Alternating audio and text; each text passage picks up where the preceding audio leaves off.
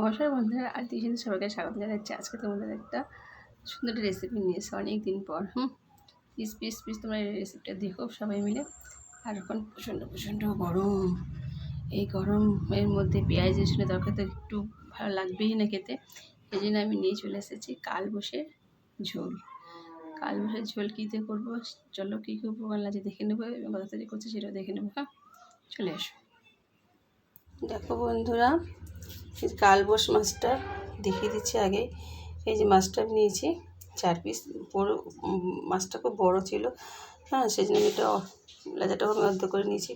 বেশি কিছু ঢুকবে না তো ঝোলমোল ঝাল, তাই জন্য অর্ধেক করে নিয়েছি। এটা রেখে দিচ্ছি, পরে কী করবো তোমাকে দেখিয়ে দেবো।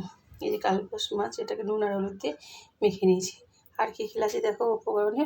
এই যে সজনে ডাঁটা, এখনকার দিনে সজনে ডাঁটা ঝোল খাবো না তা বললে চলে, তাই আমি এখানে সজনে ডাঁটা নিয়ে নিয়েছি 6টা। সেটাকে এরকমভাবে ছুলে নিয়েছি, একটু বড় বড় করে কেটেছি আর কেটেছি।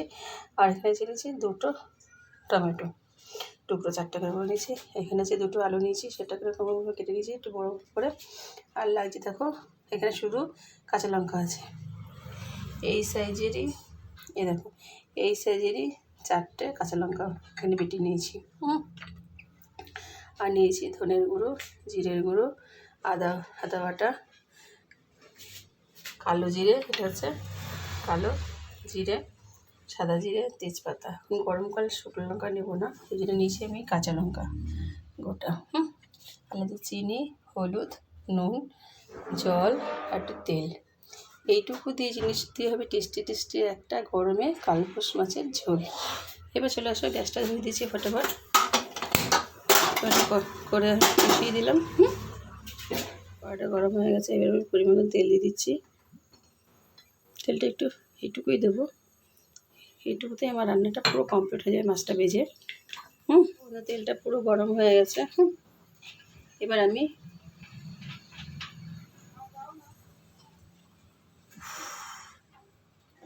মাছগুলো ভেজে নেব।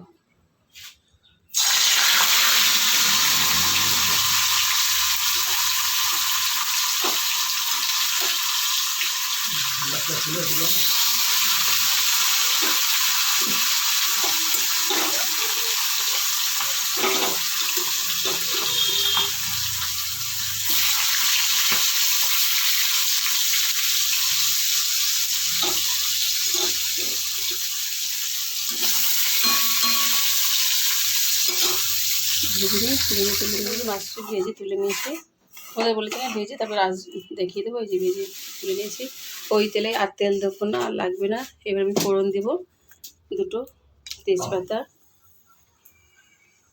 2 চিমটি সাদা জিরে, 1 চিমটি কালো জিরে।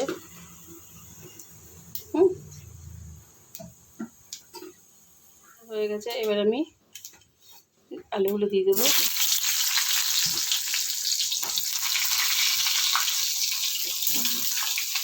তোমরা যদি আলু খেতে না চাও আলু দিতে লাগবে না, শুধু সজনাটা দিয়ে করতে পারো। একটু ভাজবো, দেখো আলুগুলি হালকা হালকা ভাজা হয়ে গেছে। এটা আমি নুন হলুদ কিছু দিইনি, পরে দেবো।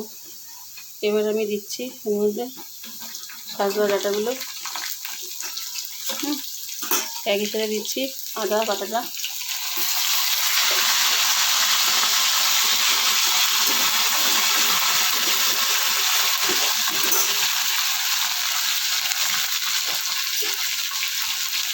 এবার দেবো এর মধ্যে কাঁচা লঙ্কা বাটাটা দিয়ে দিলাম। এবার দেবো এর মধ্যে 1 চামচ ধনের গুঁড়ো আর একটু দিলাম। ধনেটা পেটটা ঠান্ডা করে জিরে দিলাম, এবার আর দেবো জিরে। একটু সাথে দিয়ে দেবো পরিমাণ মতো নুনটা, আর দেবো না নুন, ওই পরিমাণ মতো নুনটা দিয়ে দিচ্ছি। আর দেবো না, রান্নাটা একটু সাদা করবো, তাহলে ওই গরমে ওদিক ভালো লাগে না, লাল লাল জিনিসগুলো ভালো লাগে না। এবার একটু কষিয়ে নেব। হালকা একটু জল দেবো, একটুখানি মশলাগুলো পুড়ে না যায়।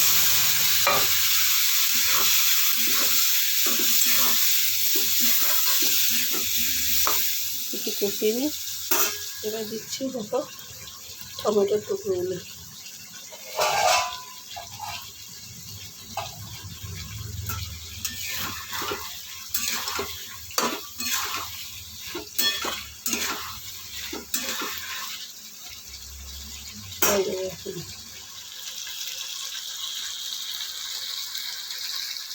দেখো ওটা কষানো হয়ে গেছে, তেল ছেড়ে দিয়েছে।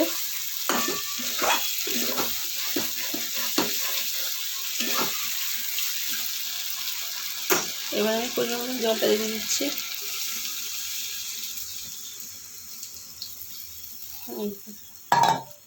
বলেছিল ঝোল করবো, একটু জলটা দিলাম। একটু ফুটে নিই। ফুটে গেলে মাছগুলো দিয়ে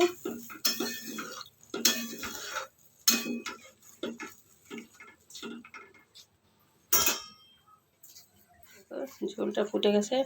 এবার আমি মাছগুলো দিয়ে দেবো। মাছগুলো দিয়ে একটু ফুটিয়ে নিই।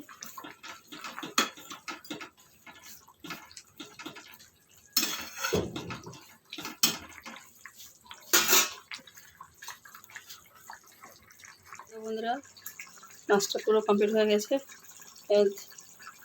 কাঁচা লঙ্কা দুটো কাটিয়ে দিলাম। এবার আমি হালকা হালকা একটু সেরে দেখো 2 চিমটি চিনি দিলাম। যারা খাও দিয়ে, যারা খাও না দিও না, দিলে ভালো লাগে। সাদা মাটা ঝোল তো।